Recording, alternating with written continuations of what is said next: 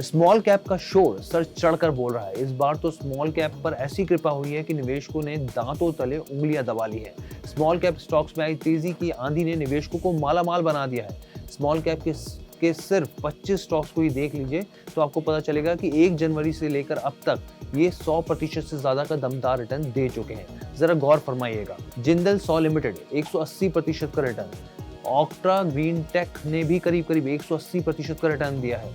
दी Dave plastics industries 126% का दमदार return, Patel engineering limited 177% का रिटर्न, जेबीएम ऑटो लिमिटेड 167% का रिटर्न। बहुत ही शानदार रिटर्न्स आपको देखने को मिल रहे हैं यहाँ पे, ये सब स्मॉल कैप हैं।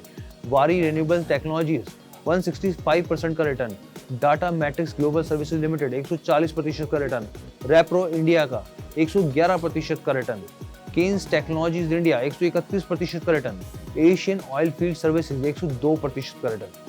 ये तो सिर्फ 10 स्टॉक्स की झांकी थी। ये पिक्चर उन 25 की भी नहीं है, बल्कि तमाम उन स्मॉल कैप शेयरों की है जिन्होंने छप्पर फाड़ रिटर्न दिया है। अब ऐसे में कई जरूरी सवाल है। पहला और सबसे बेसिक सवाल और सबसे जरूरी सवाल भी, स्मॉल कैप में ये तेजी आगे भी जारी रहेगी? दूसरा सवाल, ऐसे में कौन से स्टॉक्स हैं जो स्मॉल कैप से मिड कैप बनने की क्षमता रखते हैं? तीसरा सवाल, इस बाजार की तेजी में बिना सिर पैर वाले स्टॉक्स भी भागे हैं, तो ऐसे में किन स्मॉल कैप शेयरों से बचने की जरूरत है? क्योंकि ये आपने एक बार समझ लिया तो यकीन मानिए मौके और धोखे के अंतर को आप तमाम उम्र तक समझ जाएंगे। और भी कई जरूरी सवाल हैं जिनके जवाब आपको मिलने चाहिए, और साथ ही आपको ये भी समझ में आना चाहिए कि ना सिर्फ इस बुल रन के लिए बल्कि आने वाले तमाम बुल रन के लिए आपके सामने पूरा विजन, पूरी क्लैरिटी होनी चाहिए। तो सबसे पहले कुछ आंकड़ों पर गौर कीजिएगा ताकि आपको स्मॉल कैप की ताकत समझ में आ सके। निफ्टी 50 ने जहां इन 6 महीने में करीब 8.30% का रिटर्न दिया है, तो वहीं सेंसेक्स ने करीब 9% का रिटर्न दिया है। बीएसई स्मॉल कैप की बात करें तो उसने करीब 17% से ज्यादा का रिटर्न दिया है, यानी कि निफ्टी और सेंसेक्स से डबल रिटर्न देने की क्षमता स्मॉल कैप में है। यहाँ पर साफ तौर पे आंकड़े बताते हैं। Association of mutual funds in India के मुताबिक अप्रैल जून तिमाही के दौरान स्मॉल कैप स्कीम में नेट इनफ्लो 11,000 करोड़ रुपए के करीब रहा है। वहीं तिमाही के दौरान लार्ज कैप फंड से निवेशकों ने 3,360 करोड़ रुपए के करीब निकाल लिए हैं। एक तरफ तो निवेश हो रहा है और दूसरी तरफ यहाँ पर निकाला भी जा रहा है, जो खासकर लार्ज कैप से जुड़ा हुआ है। छोटे शेयरों में निवेश का ये रुख लगातार जारी है। स्मॉल कैप फंड्स में मार्च तिमाही में बेसिकली 6,932 करोड़ रुपए का निवेश आया था। तो ये सवाल बहुत अहम है जो मैंने आपको जिक्र किया। अब उनके जवाब भी हम लोग जान लेते हैं, क्या है उनके जवाब। तो इस पर हमने बात करी एक्सिस म्यूचुअल फंड के सीनियर फंड मैनेजर श्रेयस देवेलकर से। तो सबसे पहला मैंने उनसे जो सवाल पूछा कि क्या स्मॉल कैप जो स्टॉक में जिस तरह की तेजी देखी जा रही है, जिस तरह से स्टॉक्स भाग रहे हैं, क्या ये आगे भी तेजी जारी रहेगी? सुनिए उन्होंने क्या कहा। ये रैली इतनी जोर से और स्पेशली 2020-21 से इतनी फास्ट और इतनी स्ट्रांग रही है, तो जो भी अभी इन्वेस्ट करना चाहता है उसका इन्वेस्टमेंट होराइजन 5 से 8 साल का होना चाहिए। अगर कोई इमीडिएट और क्विक गेन के लिए देख रहा है तो वो कॉशियस रहना चाहिए। लेकिन अगर आपका इन्वेस्टमेंट होराइजन लॉन्गर टर्म है तो ये कैटेगरी हमेशा ही रिटर्न देती है। स्मॉल कैप में क्योंकि इनकी जो साइकिल रहती है वो बहुत इलोंगेटेड और बहुत एक्सट्रीम पे चली जाती है, दोनों साइड में, जब तेजी होती है तभी भी और जब किसी को नहीं लेता है तभी भी। तो इसीलिए अगर आप लंबे समय तक देखोगे तो small cap as a category ने अच्छे रिटर्न दिए हैं। उसमें जब भी ये कैटेगरी ज्यादा परफॉर्मेंस करती है तो obviously risk of low returns may be there और may come in, but over longer पर टर्म एंड स्पेशली 5 से 8 साल, अगेन आई वुड रिपीट, क्योंकि ये कैटेगरी ऐसी है जहाँ पे लोगों को लॉन्ग टर्म ही देखना बेहतर रहता है। क्योंकि अगेन जिन्होंने एक्सपीरियंस किया होगा 2018, 19, 20 में, तभी आपने देखा होगा कि इधर बहुत कम इंटरेस्ट हुआ करता था, बहुत कम फ्लोज आते थे। अभी इसमें दिस इज द कैटेगरी जहाँ पे हाईएस्ट नंबर ऑफ फ्लोज आ रहे हैं म्यूचुअल फंड इंडस्ट्री में। तो इसीलिए ये कैटेगरी में जब हाई रिटर्न बनते हैं तो उसके बाद थोड़े समय तक आपको एवरेज से लो रिटर्न बनने की आशंका होती है। तो जवाब उनका आपने सुना। साफ तौर पर उनका कहना है कि अभी जो भी निवेश करना चाहते हैं निवेशक हैं, उन्हें 5 से 7 साल के लिए यानी कि लंबी अवधि के लिए स्मॉल कैप पर रणनीति बनानी चाहिए। दूसरा सवाल, ऐसे कौन से स्टॉक्स या फिर कहें ऐसे कौन से सेक्टर्स हैं जो स्मॉल कैप से मिड कैप बनने की क्षमता रखते हैं? ये आपका सवाल बहुत ही बेहतरीन और बहुत इंटरेस्टिंग रहा है, क्योंकि हम भी जब इवेल्युएट करते हैं कि कोई भी स्टॉक अगर हम ले रहे हैं जो स्मॉल हो, मिड हो, लार्ज हो, और स्पेशली मिड और स्मॉल हो, तो हम देखते हैं कि इसमें कौन से कंपनी में ये पोटेंशियल है कि वो स्मॉल से मिड बन पाती है। अगर आप हिस्टोरिकल डेटा निकालोगे तो आपको पता चलेगा कि बहुत ज्यादा कंपनियां मिड स्मॉल से मिड नहीं बनती, क्योंकि स्मॉल कैप कैटेगरी में बहुत सारी कंपनियां आती है, उसमें 250 के आगे वाली ऑलमोस्ट 700-800 कंपनी आ जाती है। पर उस उनमें से बहुत कम कंपनियां मिड कैप हो पाती है।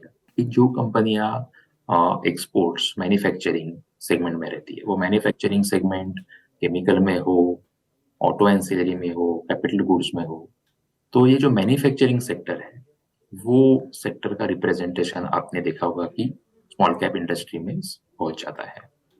अब इनमें से हम हमेशा ये देखना चाहते हैं कि कौन सी कंपनियों के पास वो क्षमता है कि वो एक्सपोर्ट कर सके, क्योंकि अगर कोई कंपनी में अगर एक्सपोर्ट कम करने की क्षमता है, उसका मतलब ये है कि वो कंपनी ग्लोबली कॉम्पिटिटिव है। वो कोई भी उसका जो प्रोडक्ट है वो लोएस्ट कॉस्ट पे प्रोड्यूस कर पा रही है, जिसकी वजह से वो प्रोडक्ट को कहीं भी बेच पाती है। दूसरा, उनका क्वालिटी भी बहुत अच्छी है, तो इसीलिए उनके प्रोडक्ट की डिमांड बहुत जगह पे है। तो ये चीजें को बहुत ध्यान से देखना चाहिए जब हम इन्वेस्ट करते हैं तो श्रेयस देवलकर ने बताया कि कौन से ऐसे पैरामीटर हैं जिससे आप जान सकते हैं कि इन कंपनियों में स्मॉल कैप से मिड कैप बनने की क्षमता है।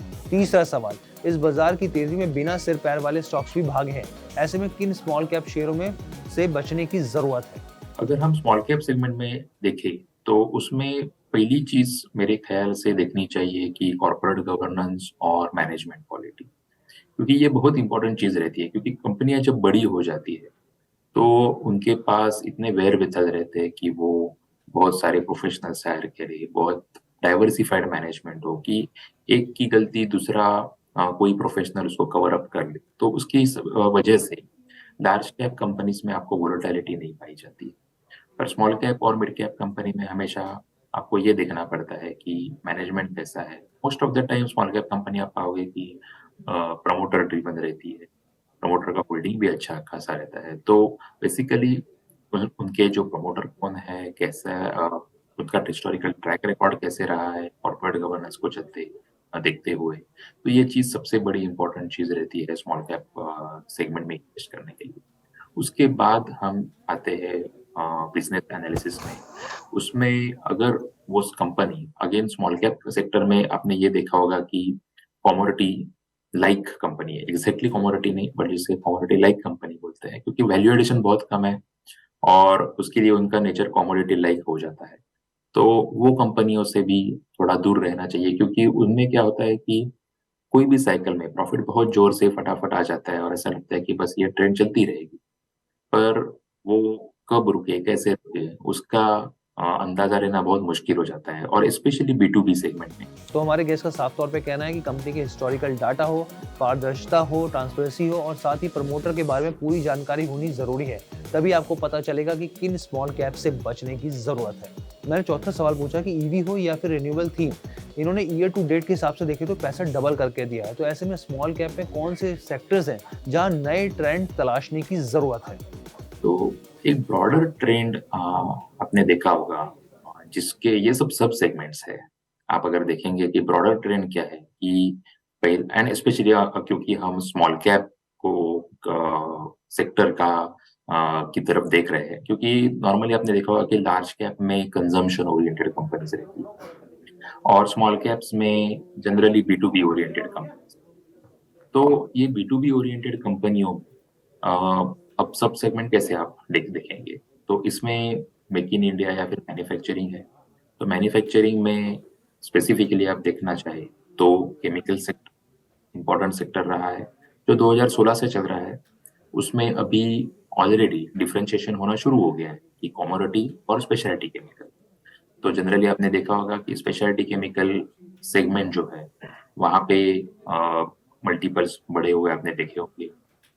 उसके अलावा मैन्युफैक्चरिंग में अगर आप उसके सब सेगमेंट देखें तो मैन्युफैक्चरिंग का सबसे बड़ा सेगमेंट है ऑटो एंसिलरी।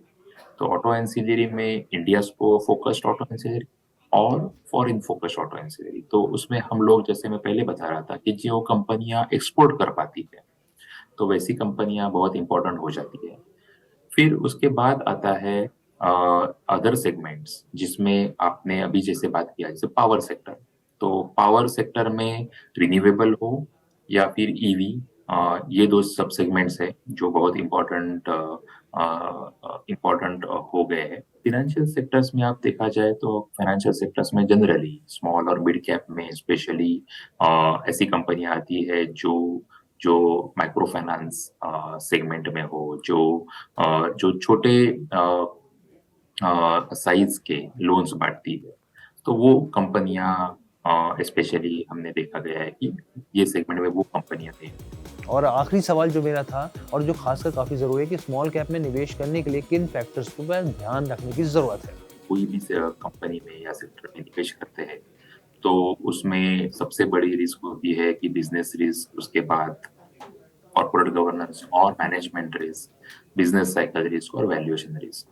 तो मेरे हिसाब से स्पेशली स्मॉल कैप में आप बिजनेस रिस्क से ज्यादा कॉर्पोरेट गवर्नेंस रिस्क और प्रमोटर रिस्क, जिसको मैनेजमेंट रिस्क कहते हैं, मैनेजमेंट रिस्क को सबसे ज्यादा असेस करना चाहिए।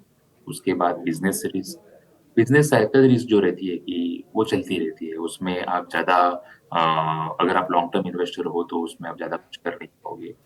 और सबसे लास्ट में रहती है वैल्यूएशन रिस्क। मेरे हिसाब से अगेन अगर आप लॉन्ग टर्म इन्वेस्टर हो और स्मॉल कैप में मेरे हिसाब से देखते समय अगर आप 3 से 8 साल के हिसाब से देख रहे हैं तो अच्छी कंपनियों में हमेशा वैल्यूएशन अच्छा ज्यादा ही रहे, तो valuation risk always take care of itself.